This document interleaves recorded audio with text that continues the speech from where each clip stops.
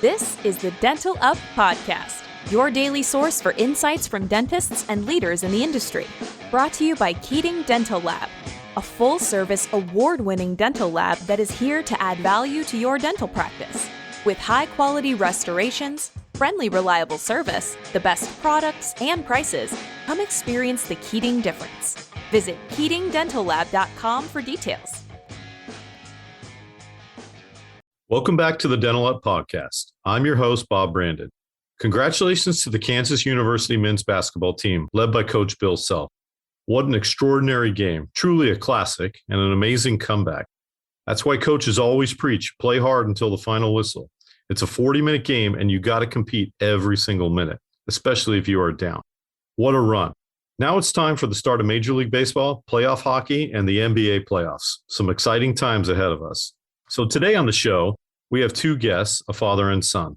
The father is a practicing dentist, and his son will graduate from dental school in 2 months. This will be a compare and contrast conversation, and hopefully we're going to find out how dental education in this country has evolved over the past 28 years. We're going to talk about their experiences, their clinical life, some technology they were exposed to, and some lab procedures they did in school. On top of that, we'll discuss the significant problem of student debt and the financial ramifications of a dental education and how this impacts one's future decision-making. So please welcome to the Dental Up Podcast from Tinton Falls and Cherry Hill, New Jersey, Doctors Marco Sr. and Marco Jr. Bongarzone. Good afternoon, Doctors Bongarzone Sr. and Jr., and thank you for joining us today on the Dental Up Podcast. Hey, how's it going, Bob? How are you? It's all good out here in California. So tell us where you guys are both located. Yeah, so I'm just finishing up school at Temple University. I'm living in Cherry Hill right now. Beautiful. New Jersey, Temple being located in Philly. And yeah, I'll be done in May. Fantastic. Excellent. Senior? I'm practicing in Tinton Falls, New Jersey, central Jersey along the coast, and living in Long Branch. Excellent. Wow. Well, thank you guys.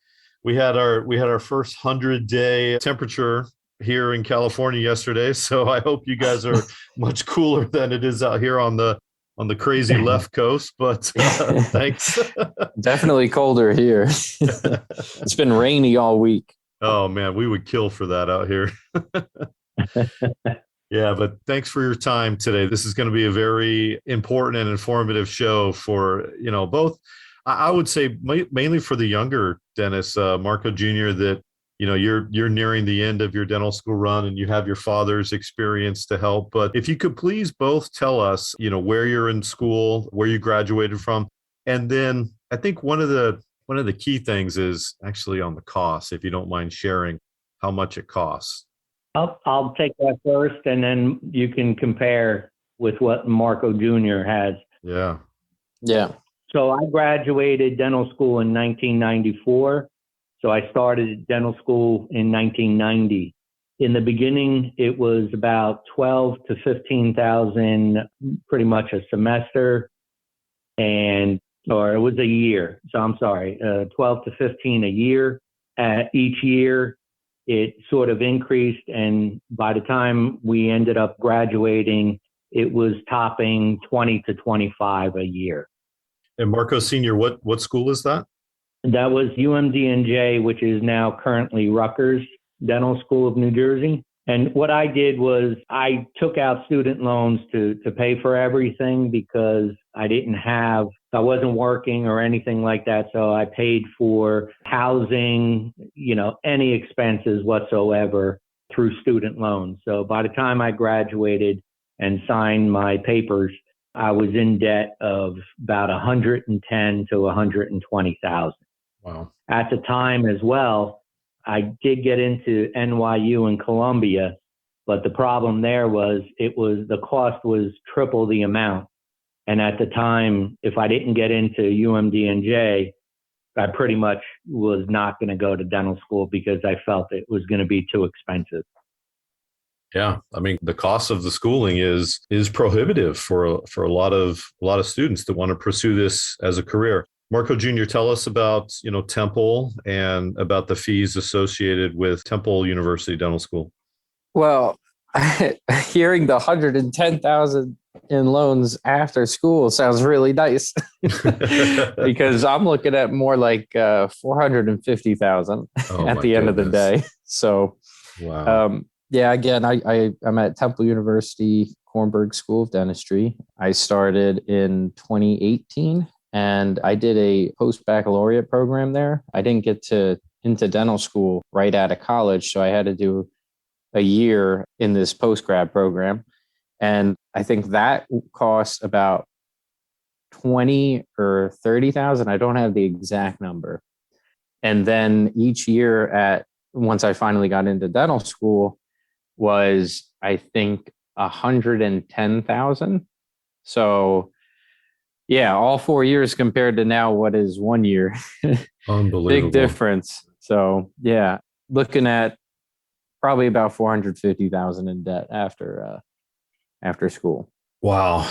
That's a big number, and that would scare a lot of people away. But you're lucky. You have your father's experience and understanding of your future earnings, at least, and a plan, I'm sure, on how to repay this debt. But boy, that's a big number. I mean, that's a down payment on a very nice house. Yeah. Yep. Yeah, definitely. Or a practice. Yeah. Yeah. No, truthfully. Yeah. I mean, that's more than what my father sold his practice for. Yeah. And that was just in 2019. Okay, so cost out of the equation now. Tell us what's your best and worst memory of or experience at dental school. I'll start there. Yeah. I think I know things have changed. Talking to Marco, things have changed dramatically because in dental school, I guess in that time frame, it was okay for professors to really abuse us in the fact of, just the way they handled us. That's called tough love, baby. Yeah. So my worst experience, probably anything to do with our fixed prosthodontist class. That was it was a whole year. So it was fixed. And any denture class. The reason why those instructors, really would take it and to an extreme, you would finish waxing up on your die cast, and you bring it up to them. They take it off and squish it in their fingers, making you have to redo it again. And you only had maybe an hour to do it. Some of the dentures you'd set up, have a full set of dentures. These guys would drop it on the ground, teeth going all over the place. One of the professors in the fixed class, his goal was to try and make people cry as much as he could each day. And each day he would just go and pick on certain people. One day he was picking on a young lady next to me, and I just sat there shaking my head, and he made her cry. She left, and he looked at me and said, do you have a problem with it? And I said, no, whatever I have to do to get through your class and become a dentist, I don't care. And then the next day, it was my turn, and he came to me and he tried his best, but I just wasn't breaking with him. I was like, I'm okay. Whatever you want to do, it's all right. Here, you want to crack the wax up? Here, you could do that. I don't care. Damn, Dr. B, you were like the Navy SEALs in Bud's training that refused to ring the bell. I love it. Yeah. Well, it was from my playing soccer in high school, college. Some of my coaches were pretty tough. Oh yeah.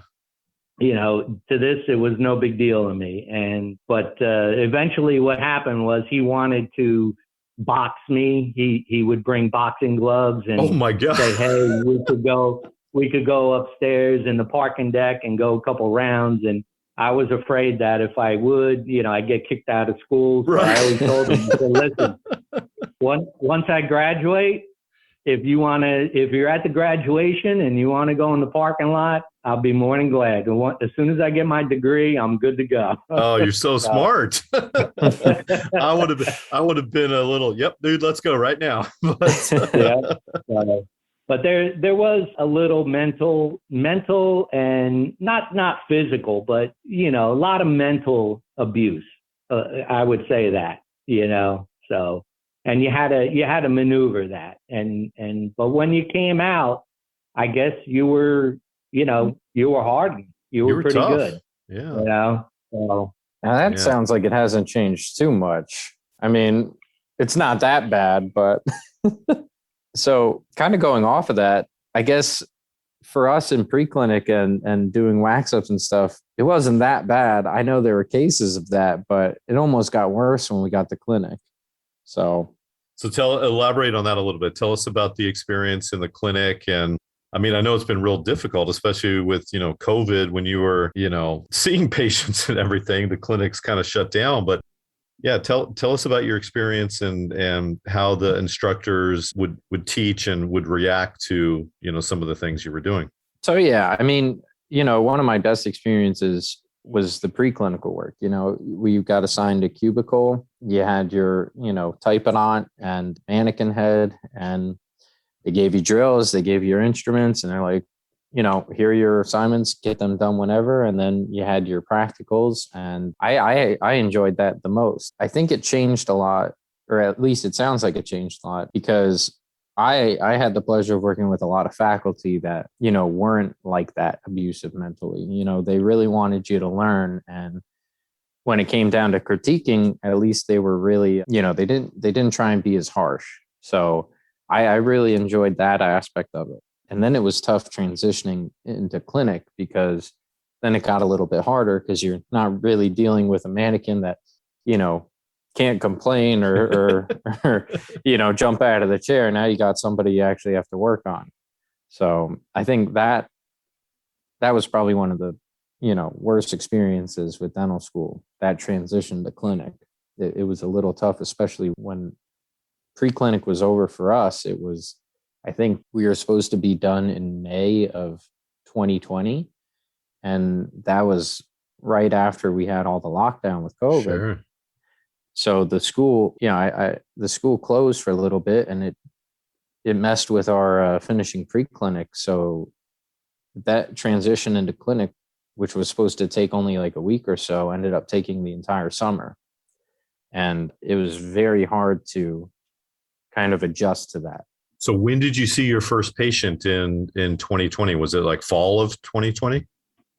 So I ended up finishing my preclinical work in the end of July. And then I think my first 5 patients were assigned to me in August, and I was able to schedule the first or second week of August of 2020. Oh, okay. So a delay, but only a couple months. It wasn't horrible.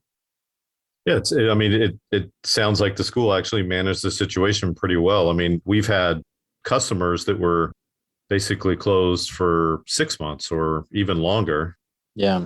And I know, your father's practice took a little bit different approach, but, still seeing patients on emergency basis, basically from March 13th all the way through. Yeah. But yeah, I mean, it's got to be tough for a school to try to manage, the whole COVID and the rules. And I'm sure, are the employees for the university, were they unionized?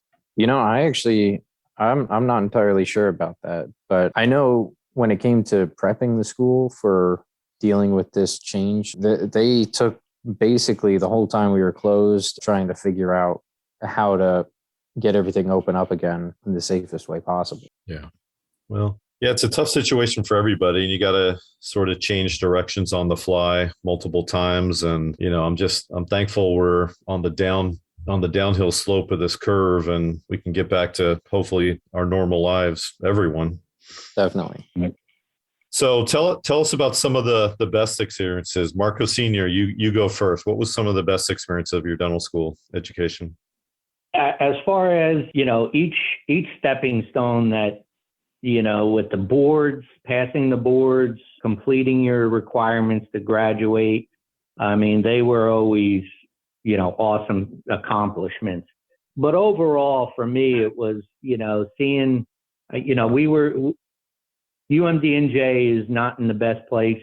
It's in Newark, underprivileged area, as well as Temple Dental. And, when you sit there and you have these people come in and you can restore them and give them something, a nice smile, it really was worthwhile, to felt like you accomplished something, good. Those were always great. That's fantastic. And I hope that's why 100% of young dentists go into this field, is being able to help somebody, help them smile, get their mouth in a healthy, disease-free state. And I mean, that's why us as technicians and as a laboratory, that's why we come to work every day, is really, making restorations and helping people improve their lives. No, absolutely. Okay, Marco Jr., your turn. I mean, you're almost done. You got a couple months. What's some of your best experiences been? Well, actually, that sounds pretty similar, because I'm just finishing up with requirements now, and I just passed boards. Congratulations. That's Thank awesome. you. Yeah. So, every time you finish one of those, it's like massive weight off your back. I mean, it's, we had 2 clinical boards, which were both mannequin based, one because of COVID, the other one is usually mannequin based, and then the written boards, and man, it's a good feeling. Not having to stress and study, and so, and then, same thing. I mean, it seems like Temple and UMD&J or Rutgers are, serving similar populations, and it is really nice to, I've had the pleasure of working with some great patients who you get them, it's their first time coming to a dentist sometimes, and you got to start from square one and try and fix, what's going on. And I've had the pleasure of working on them from day one to the completion of treatment, and then seeing them again for, their recall. And that's fantastic. It's a lot better. They have a very improved, I guess, everything about them seems better. They come in smiling, and it's a very stark contrast to when they first come in. So it's nice. Yeah, they probably come in fearing the dentist, and Yep. there's a lot of anxiety, but you're able to break that down. You're able to, talk to them, educate them, and restore them, so that at the end of their treatment for a recall, they're coming in smiling, and they like to see you. That's a beautiful scenario you just painted right there. Okay, so you're kind of at the end of your education. What are 1 or 2 areas where you feel like you might need a little bit more? So I was thinking about this. I feel pretty good, restorative, removable, fixed. I feel pretty good in those areas. The one thing I was thinking more about is, you have this push where people are more interested in these clear aligners and getting ortho done at the general dentist. And I don't have any intention to specialize. So I feel like, that's something I wish I learned a little bit more about. We have a decent amount of ortho, classes and requirements at school, but I don't think it prepares us enough for kind of where the field is moving, towards Invisalign and all these other clear aligners. So I feel like that's definitely something I wish I knew a little bit more about going into practice. Yeah, maybe your father can shed some light on that, because I know you guys at 21st Century Dental just purchased a couple iTero scanners and are getting hooked up with Invisalign here real quick. But Marco Sr., knowing what you know now, what are some of the areas where you feel your education could have been supplemented a little bit more?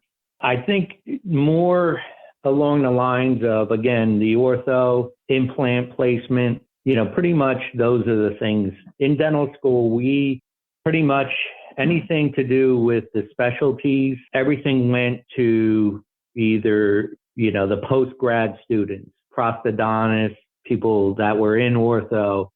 We weren't given the opportunity to move teeth or anything like that.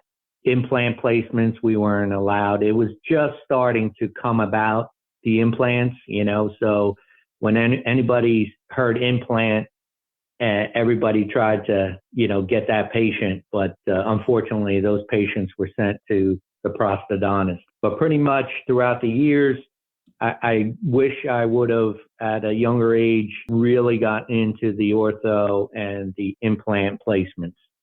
I think that for a young dentist coming out, getting into those 2, I think you're going to add so much value to your practice that without it, you're going to have to really try and come up with other ideas to make some income or generate income into your practice.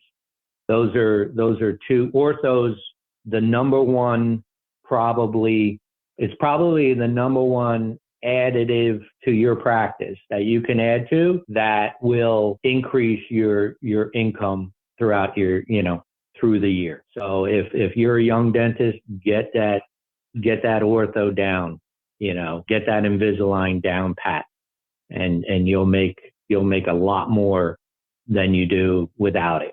Yeah, you won't have to refer those patients out. And the same holds true for implants. I mean, the majority of implants placed are still single unit restorations, and it's well within the scope of general dentistry. General practitioners can do this, and there's so many good options for training and education out there. And it's maybe just that dental school doesn't have, maybe it's just you don't have enough time to do those things. But yeah, implant dentistry and orthodontics, that's real world dentistry. And we were, coming out to, we were always warned, be careful. You don't want to get sued. And you don't want to get sued. But if you had ortho, or if you placed an implant and it failed and you ended up in front of a court, the first thing they're going to tell you is, why didn't you refer this patient out? That's what we were always taught. Sure. You're always held to the standard of the specialist. Yeah. So we were always afraid to do these things. And then now all of a sudden, it's almost commonplace for a general dentist to do the ortho, the Invisalign, placing an implant. So, if you stay within certain parameters and your limitations, it's a no-brainer. You bring it into your practice, and you learn it, and you learn it fast.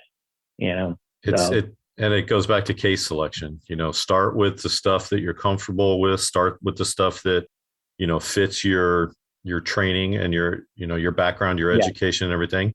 And then start challenging yourself and move on. Correct. Get some more education. I mean, there's a lot of companies, there's a lot of dental education centers out there. I mean, I myself personally went to the Kois Center, went through the symposium. It was 7 courses, and it really was the best experience of my life. And most of the audience were general practitioners that just wanted more education in all these different disciplines. And Dr. Kois, John Kois, is an unbelievable teacher.